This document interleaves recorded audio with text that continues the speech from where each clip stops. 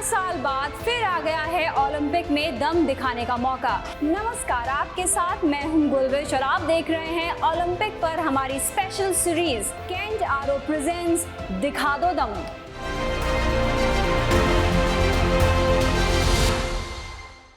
Kent आरो जो हमेशा रखता है शुद्धता का ख्याल, सालों से भरोसे की पहचान, केंट आरो रखता है आपकी सेहत का ध्यान। इस सीरीज में आज हम आपको मिलवाएंगे भारतीय कुश्ती की उभरती हुई पहलवान अंतिम पंघाल से, जिनका ओलंपिक तक पहुंचने का संघर्ष देखकर आप दंग रह जाएंगे। हरियाणा के हिसार जिले में जन्मी अंतिम पंघाल के नाम से लेकर काम तक की कहानी बेहद रोचक है। 2 बार अंडर 20 विश्व चैंपियन, एशियाई खेलों और सीनियर विश्व कुश्ती चैंपियनशिप की पदक विजेता और इसके साथ साथ अर्जुन अवार्ड जीतने वाले अंतिम के परिवार का संघर्ष भी कम नहीं। मेरी सहयोगी गायत्री चौहान पहुंची अंतिम पंघाल के गांव, अंतिम से और उनके माता पिता से बात की। पूरा देश बोल रहा है अंतिम पंघाल दिखा दो दम।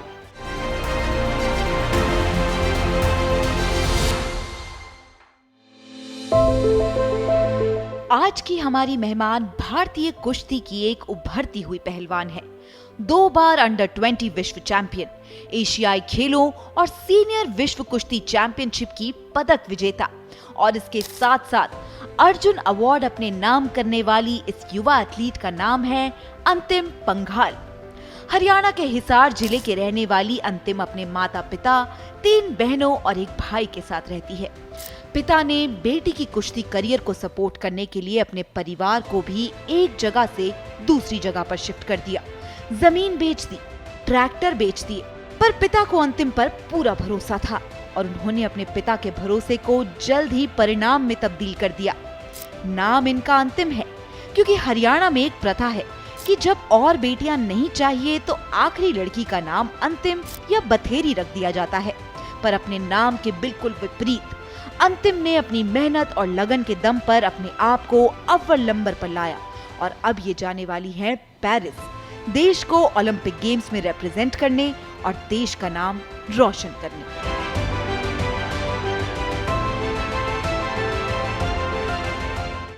केंट से पानी होता है 100% प्योर। केंट आरो प्योरिटी दिखाता भी है। केंट देता है सबसे शुद्ध पानी। तो दोस्तों, इस समय हम मौजूद हैं हरियाणा के हिसार जिले में और हिसार जिले में हम आए हैं भावना नगर कॉलोनी में मिलने के लिए एक बहुत स्पेशल गेस्ट से। ये जो हमारी गेस्ट है ये है कुश्ती चैंपियन, रेसलिंग करती है भारत के लिए और इस बार पेरिस के 2024 ओलंपिक्स में हमारे देश को रिप्रेजेंट करने जा रही है अंडर द 53 केजीज कैटेगरी। तो अब हम पहुंच गए हैं इनकी गली में। अब हम आगे यहाँ से बढ़ेंगे और मिलेंगे अपनी इस मेहमान से। तो चलिए मेरे साथ। नाम इनका मैं बता दूं, इनका नाम है अंतिम पंघाल और ये बहुत ही टैलेंटेड रेसलर है। We can not wait to meet her. तो चलिए।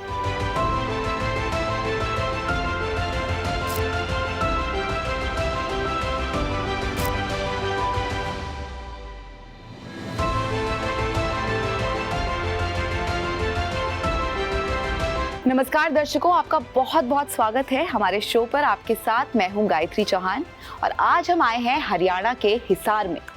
तो अब ये तो सभी जानते हैं कि हरियाणा जो है वो धरती है हमारे देश की रेसलर्स की, हमारे देश के एथलीट्स की।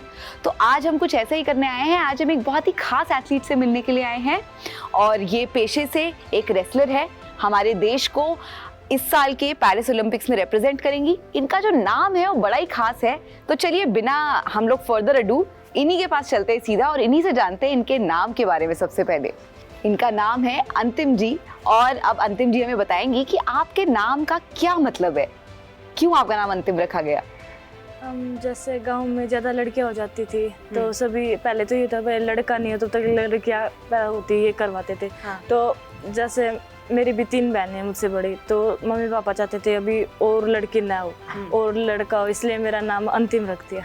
तो ये हरियाणा में मतलब ये रहता है ऐसा कि अगर आपने चाहते हैं कि इसके आगे और लड़की ना हो तो उसका नाम अंतिम रख दें। हाँ। और भी कुछ नाम रखते हैं। हाँ, जैसे काफी रखते हैं, बतेरी रखते हैं, ऐसे नाम रखते हैं। अच्छा। बड़ा इंटरेस्टिंग है, पर जो इनकी अंतिम बेटी हुई है इनके मम्मी पापा की, इन्होंने ऐसा कमाल कर दिखाया है कि अभी हमारे देश को रिप्रेजेंट करेंगी पेरिस ओलंपिक्स में। आपका बहुत बहुत स्वागत है हमारे शो पे। थोड़ी हम बातचीत करेंगे आपसे और थोड़ा सा जानेंगे कि अंतिम जी क्या इनका स्केड्यूल रहता है, कैसे कैसे ये सब चीज़ें इनकी रहती है प्रैक्टिस वाइज। तो सबसे पहले बताओ कि आपका क्या स्केड्यूल रहता है, सुबह से शाम तक आपका ट्रेनिंग का कैसा रहता है? सुबह लगभग 5 बजे 4:30 बजे उठते हैं, उसके बाद ट्रेनिंग करते हैं जाके, 5:30 बजे ट्रेनिंग स्टार्ट हो जाती है हमारी। उसके बाद में हमारी ट्रेनिंग 9-10 के बीच तक चलती है। फिर शाम को भी हमारी ट्रेनिंग 4 बजे स्टार्ट होती है और 7:30-8 बजे तक शाम को ट्रेनिंग होती है। मतलब पूरा दिन आपका प्रैक्टिस में निकल जाता है सुबह से लेकर शाम तक। और ये रोज़ का होता है आपका, रोज़ प्रैक्टिस करनी है बिना कुछ छूटे? हाँ। और ब्रेक उसमें कुछ मिलता है बीच में? नहीं, ऐसे ब्रेक तो नहीं मिलता है, बस मतलब एक आधा टाइम ज़्यादा हो जाती है प्रैक्टिस, किसी दिन तो एक टाइम बोल देते हैं भाई हल्का है, या फिर कुछ भी, मतलब रेस्ट नहीं देते लेकिन थोड़ा कम करवा देते हैं प्रैक्टिस में। अच्छा, और डाइट क्या रहती है आपकी, किस तरीके की? क्योंकि रेसलर है आप, आपको अपना बॉडी का मास मसल भी मेंटेन करके रखना है सब, तो क्या कैसी डाइट रहती है आपकी? जैसे सुबह तो प्रैक्टिस पे जाते हैं तो वहाँ पे ये लेके जाते हैं, जैसे नारियल पानी हो गया, मुनका हो गया, ये तो अपने साथ में लेके जाते हैं। हाँ, मैंने बाहर देखा है, इतना बड़ा ढेर लगा है नारियल पानी का। उसके बाद में फिर मम्मी बादाम ले आती है, जूस दे देती है, दलिया हो जाता है, ऐसे सब चीज़ सुबह प्रैक्टिस में खाते हैं। उसके बाद में घर पे आ जाते हैं। घर पे आने के बाद जैसे खाना हो गया, रोटी हो गई या फिर सलाद हो गई, कुछ भी उसके साथ ले लेते हैं। फिर ये सो जाते हैं दूध पी के, उठ के फिर वही प्रैक्टिस। फिर शाम को फिर प्रैक्टिस। मतलब बहुत ही मेहनत भरा काम है ये रेसलिंग का। और मतलब जिस हिसाब से आप प्रैक्टिस भी करते हैं, फिर अपना डाइट का भी बहुत ध्यान रखना पड़ता है, बहुत सारी चीज़ें हैं जो इसमें ध्यान में रखनी पड़ती है। अच्छा, बीच में आपका जो एक चीज़ हुई थी, विनेश फोगाट को जब एशियन गेम्स के लिए भेजा जा रहा था और उस टाइम पे आपने अपील डाली थी और फिर फाइनली आपका उसमें आगे हो गया था, आप गए और आप मेडल भी लेकर आई। उस टाइम पर कैसा, आप उस टाइम पे क्या आपकी मानसिक स्थिति थी, कैसा आपको उस टाइम पर लग रहा था कि हो पाएगा नहीं हो पाएगा, इस सब के बारे में थोड़ा, उस समय के बारे में थोड़ा हमें बताएं। जैसे उस टाइम पे जब ये चल रहा था, इसी को डायरेक्ट भी चल जा रहा है, तो उस टाइम पे कंपटीशन बहुत ज़्यादा थे। जूनियर की ट्रायल भी थी, सीनियर वर्ल्ड की ट्रायल भी, जूनियर वर्ल्ड भी था, सीनियर वर्ल्ड भी था, बहुत कंपटीशन थे। वैसे तो कंपटीशन लड़ रहे थे, लेकिन एक तरफ से ये भी था कि भाई सभी जगह पे जाना है, वो भी करना है, वीडियो बनानी है, वो भी सब कुछ करना पड़ता था। भाई इसमें भेजा नहीं जा रहा है, उसके लिए भी वो करना है। तो लेकिन जब मैं जूनियर वर्ल्ड में बाहर गई थी तो उन्होंने बोला, मैं वहाँ पे जब गई तो उसी दिन पता चला कि वे उनको इंजरी हुई है, जिसकी वजह से मुझे भेजा जा रहा है। पर आपको भेजा और आप मेडल लेकर आई इंडिया के लिए। हाँ। है ना? और अब उसकी वजह से अब आप आगे चल के अब आप पेरिस ओलंपिक्स में भी जाएंगी। कैसा लग रहा है आपको? पेरिस जा रही हैं आप और देश को, हमारे देश को रिप्रेजेंट करके वहाँ जाएंगी, कैसा लग रहा है आपको, कैसी फीलिंग है? जैसे मेरा सीनियर वर्ल्ड चैम्पियनशिप में ब्रॉन्ज मेडल आया था, तो उसकी वजह से मुझे ओलंपिक कोटा मिला है जी। तो वहाँ पे 2024 में ये पेरिस ओलंपिक है जहाँ पे मुझे 53 kg में खेलने को मिलेगा जी। तो मैं जैसे वहाँ पे मेरा ब्रॉन्ज मेडल आया था, मैं चाहूँगी मैं इससे भी अच्छा मेडल लेके आऊँ ओलंपिक। बिल्कुल लेकर आएंगी आप। और जिस तरीके से आप प्रैक्टिस करती हैं, जिस तरीके से आपने अपनी पूरी ज़िंदगी इस चीज़ में डाल दी है, इस प्रैक्टिस में, रेसलिंग की, कुश्ती की, तो हमें बिल्कुल उम्मीद है कि आप ज़रूर मेडल लेकर आएंगी। और थोड़ा हमें बताइए अपना, आपके पास थोड़ा बहुत अगर फ्री टाइम होता है उसमें क्या करना पसंद करती है आप?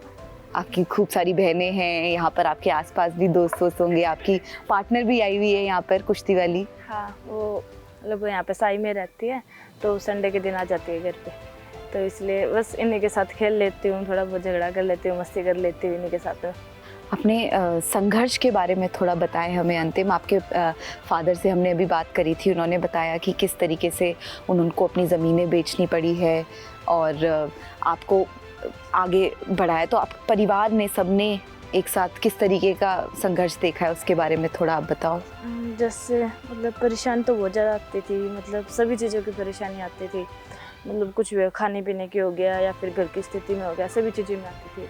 लेकिन जैसे मम्मी पापा, भाई बहन या फिर कोच तक भी सभी सपोर्ट करते थे। अगर किसी चीज़ की जरूरत हो तो कोच भी हमारा सपोर्ट करते थे और मम्मी पापा तो करते ही थे। कैंट देता है 100% प्योर पानी और 4 साल तक फ्री सर्विस। प्योर पानी में मिनरल्स बने रहते हैं। कैंट देता है सबसे शुद्ध पानी। अंतिम के पिता से भी हमें बात करने का मौका मिला और उनसे बात करके हमने जाना कि किस तरह परिवार के संघर्ष और त्याग के बाद आज अंतिम इस मुकाम को हासिल करने में कामयाब रही है। आइए सुनाते हैं अंतिम के पिताजी से हुई बातचीत।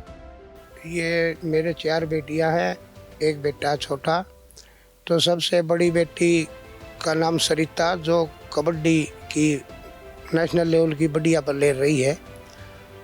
उसी ने इसको राय दी कबड्डी की बजाय आप रेसलिंग में जाओ, उसमें एकल का गेम होता है, उसमें आपको सफलता मिलेगी। हमने फिर सोचा चलो रेसलिंग में डालते हैं, तो इसमें रेसलिंग में शुरू कराया तो यह रिजल्ट दिया हमको।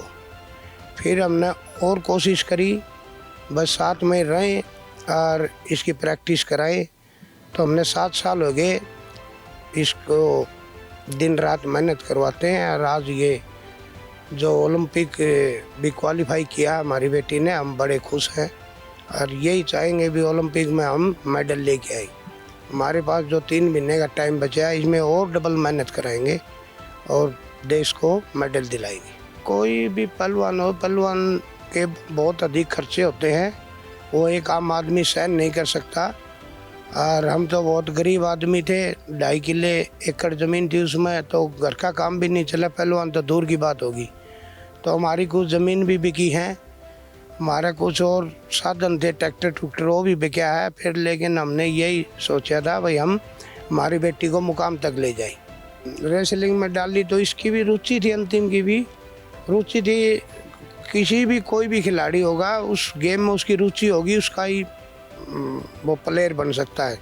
ये अपने रुचि हो किसी बैडमिंटन में, आप उसको डाल ले रेसलिंग में तो बच्चा नहीं होगा। इसकी रेसलिंग में रुचि थी, हमने भी पता चल गया। मैं भी मेरे टाइम का मतलब कबड्डी का एक बढ़िया खिलाड़ी रहा हूँ, इसीलिए मैंने सोचा कि कौन को बच्चे को तो निखारें हमने ये ठानी और हमने ये करके दिखाया।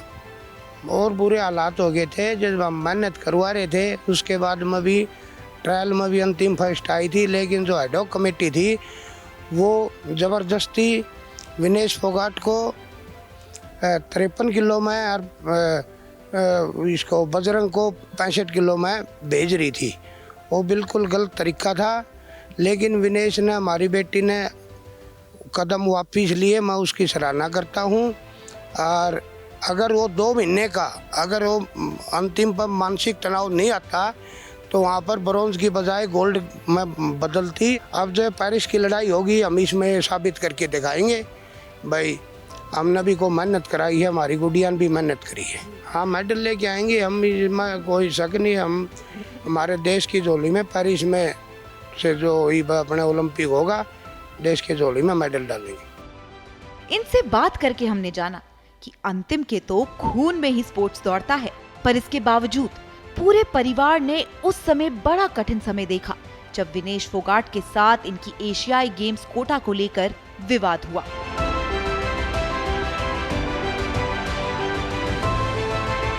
अंतिम के पिताजी से बात करके हमने जाना कि किस तरह पूरा परिवार मेहनत कर रहा है देश के लिए मेडल लाने के लिए।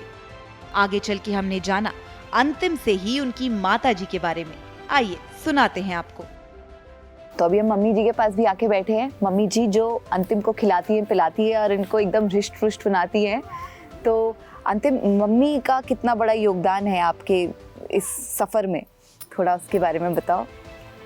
जैसे मम्मी पापा का जो शुरू से स्पोर्ट है, मम्मी पापा हमेशा से सपोर्ट करते हैं खाने पीने में या फिर किसी चीज़ में।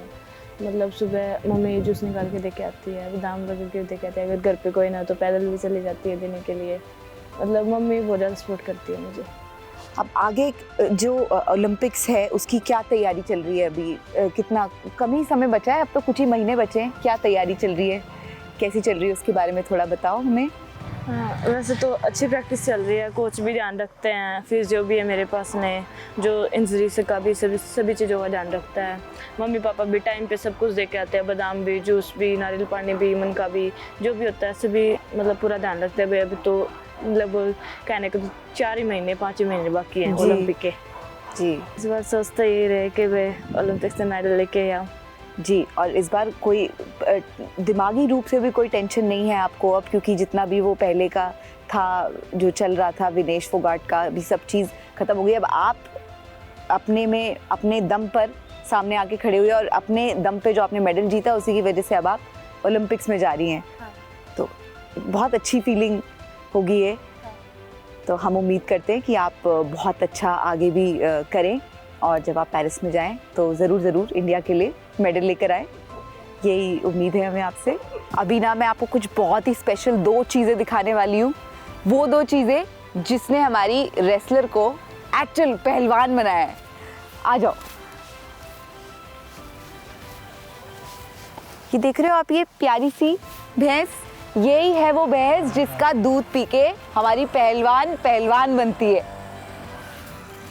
हेलो। ज़्यादा पास नहीं जाऊंगी मैं क्योंकि डर लगता है मुझे। एक और चीज़ दिखाती हूँ, इधर देखो, ये ढेर दिख रहा है आपको यहाँ पे, ये नारियलों का ढेर। ये पहलवान की प्रैक्टिस के बाद जो वो नारियल पीती है, नारियल पानी पीती है, उसका ढेर यहाँ पे लगा हुआ है। तो हमारी उम्मीद यही रहेगी कि यूनाइटेड वर्ल्ड रेसलिंग की rising star of this year भी रहे हमारी अंतिम।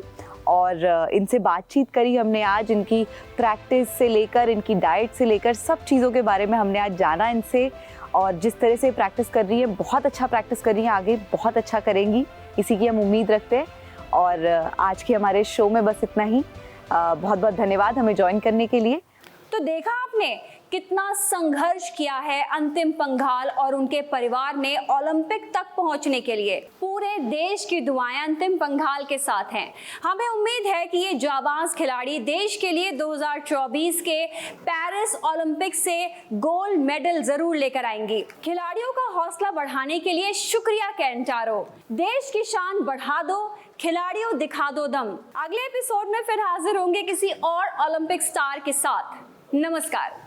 जी हाँ, सिर्फ केंट देता है 4 साल तक फ्री सर्विस। और सर्विस मिले सबसे फास्ट। केंट का सबसे शुद्ध पानी पीते रहें और बेफिक्र रहें।